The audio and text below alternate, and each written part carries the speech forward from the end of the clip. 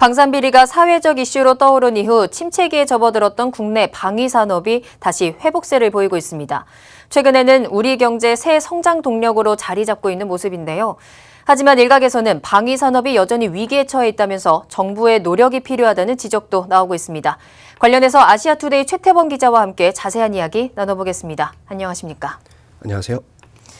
네, 그동안 방위 산업 굉장히 침체기에 좀 접어들어 있었던 걸로 알고 있는데 최근에 다시 상승기에 접어들고 있다 이런 소식이 들리더라고요. 네, 이 방위사업청이 어제 발표한 내용을 보면 작년 방산 수출액이 31억 9천만 달러를 달성한 것으로 나타났는데 이는 2016년에 달성한 25억 4,800만 달러보다 25%나 증가한 수치입니다. 네. 그동안 침체기에 있던 우리나라 방산 수출 추세가 점차 상승 국면에 접어들고 있는 것으로 분석되는데요. 방사청은 작년 수출액과 관련해 최근 세계 방산 시장에서 국가별 경쟁이 심화되고 유가 하락 및 글로벌 경기가 침체되는 등 어려운 여건이지만 방사청과 우리 방산 기업들의 적극적인 수출 노력으로 이런 결과를 낼 수 있었다고 설명했습니다. 그렇군요. 이렇게 수출 성과가 좀 반등한 가장 큰 원인 중에 하나가 K9 자주포의 핀란드 수출일 것을 꼽을 수 있다면서요? 네, 방사청은 지난해 대표적인 수출 성과로 국산 명품 무기로 불리는 K9 자주포의 핀란드 수출을 꼽았습니다. K9 자주포의 핀란드 수출은 국내 방산업계에서는 최초로 중고 무기 판매 방식으로 이루어졌는데요. 핀란드에 이어서 인도, 노르웨이 등 작년에만 세 번째 수출에 성공함으로써 네. K9 자주포는 유럽 방산업 업체가 장악하던 유럽 시장에서 한국 방산 물자가 충분한 경쟁력을 가지고 있음을 보여주는 객관적인 지표가 되고 있습니다. 특히 K9 자주포는 2001년 최초로 터키에 수출된 이래 현재까지 수출 계약이 성사된 게 총 500여 문 수준으로 이를 통한 사업 규모는 약 1조 6천억 원에 달해서 국내에서 생산된 지상 무기 체계 중에서는 네. 최대 규모의 수출 성과로 꼽히고 있습니다. 그렇군요. 이 K9 자주포가 우리 방산 수출에 좀 효자로 작용을 하고 있는 것 같습니다. 자, 이렇게 방산업계가 최근에 다시 좀 반등하고 있다, 살아나고 있다 이런 소식이 들어오고는 있지만 사실 그 방산비리 문제가 터지면서 침체기에 빠져 있었거든요. 얼마나 타격을 입었었나요? 네, 2017년 방위사업 통계 연보에 나온 우리나라의 연도별 방산 수출액 규모를 보면 네. 2012년에는 23억 5,300만 달러에서 2013년에는 34억 1,600만 달러로 급증한 뒤 2014년에는 36억 1,200만 달러로 사상 최고치를 찍었습니다. 네. 그러다가 각종 방산 비리 문제가 불거지고 우리 방위 사업에 대한 이미지가 실추되면서 수출액의 규모가 줄어들기 시작했는데요. 2015년에는 35억 4,100만 달러로 소폭 감소했다가 2016년에는 25억 4,800만 달러로 크게 줄었습니다. 네.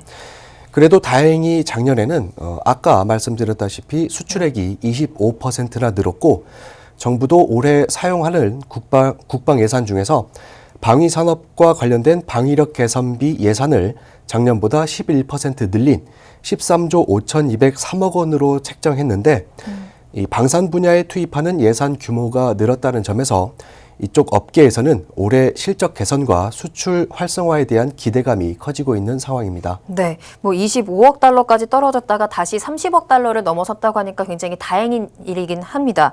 자, 이렇게 침체기가 조금 있었던데 이것을 극복하기 위해서 방산 기업들이 어떤 노력들을 해왔는지 좀 살펴봐야 될 것 같습니다. 일단 한화 먼저 살펴볼까요?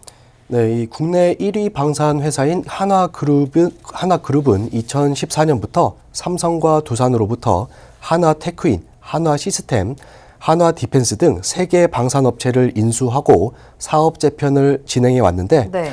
이런 그룹 내 방산 사업의 재편과 함께 각 방산 계열사들이 적극적인 수출 및 사업 계약을 체결하면서 위기를 돌파해 왔습니다. 한화디펜스의 경우 작년 12월 방위사업청과 4,600억 원 규모의 230mm급 다련장 2차 양산 사업에 계약을 체결했고 네.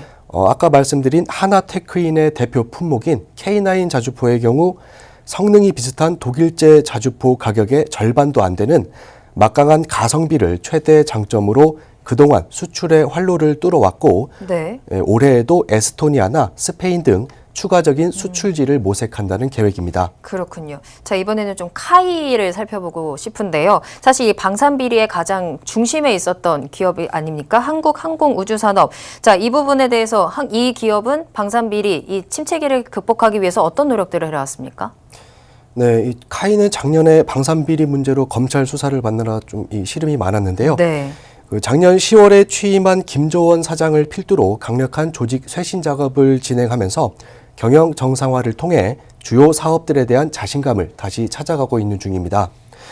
제가 저번 달 기자 간담회 때 김조원 사장을 직접 만났었는데요. 네. 그때 발언을 들어보면 매출의 60%가량을 차지하는 해외 수출을 70%까지 올리고 민수사업의 비중도 늘려서 2030년까지 매출 20조의 회사로 성장할 수 있을 것이라는 자신감을 갖고 있다고 말했었는데 네. 김조원 사장이 여기에 농담으로 덧붙여서 카이 주식이 오를 테니 사도 좋다는 말을 했던 기억이 있습니다. 굉장히 자신감이 대단한 발언이네요. 네, 그렇습니다. 네. 그리고 실제로 카이의 상황을 보면 그동안 악재로 불렸던 수리온의 납품이 작년 11월에 재개가 됐고 국토부의 항공기 정비 사업, 이 MRO라고 하는데 이 MRO 전문 업체로 선정되는 등 제도약의 발판을 마련하고 있습니다. 또 김조원 사장은 다음 주쯤에 미국 출장을 떠날 예정인 것으로 알려졌는데요. 이번 출장을 통해 미국 공군의 노후화된 훈련기를 교체하는 사업인 차기 고등훈련기 APT 사업의 수주가 가능할지 관심이 집중되고 있습니다. 그렇군요. 이런 방산업체에서 좀 주요 기업들이 여러 노력들을 통해서 수출을 다시 늘리고 있는 모습인데 사실 이 방산업계의 위기를 극복하기 위해서는 정부의 역할도 정말 중요할 것 같거든요. 그런데 정작 방사청이 그 역할을 제대로 하지 못했다. 이런 지적들이 나오더라고요. 네, 그렇습니다. 이 방사청은 그야말로 방산업계에 있어서는 갑의 위치를 갖고 있는데요. 네. 방사청이 수주 업체들에 대해 행정 제재를 남발하고 있어서 오히려 방산업체의 경쟁력을 깎아내리고 있다는 지적이 나오고 있습니다. 네. 이 소송의 악순환이 반복되면서 방사청은 최근 4년 동안에만 474건의 법정 다툼에 휘말린 것으로 나타났는데 이는 사흘에 한 번꼴로 소송을 치른 겁니다. 네. 특히 판결이 확정된 163건 가운데 패소한 사례가 84건, 즉 절반이 넘는 것으로 집계됐고 갑을관계에 묻혀 소송으로 확대되지 않은 사례까지 고려하면 방사청의 과도한 제재로 인해 방위산업의 발목을 잡는 구조적인 문제는 더욱 심각할 것이라는 비판이 커지고 있습니다. 그렇군요. 사실 이 방위산업은 군사력도 물론이지만 국민들의 생명과도 좀 직결된 문제여서 그 방산 비리 문제가 또다시 불거지지 않도록 좀 척결을 해야 될 것 같거든요. 이 정부 방산 비리 대책을 좀 내놓고 있습니까?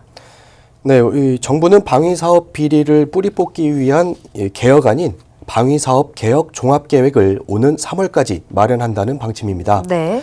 우선 방위산업의 투명성을 높이기 위해 전 현직 공직자가 연계된 음성적인 로비 활동과 군산 유착을 차단하는 방안들이 검토되고 있습니다. 또 모든 방산 브로커를 등록하도록 함으로써 제도적인 관리를 강화하는 한편 방산 컨설턴트와 로비스트를 양성화하는 방안도 다뤄지고 있는 것으로 알려졌습니다.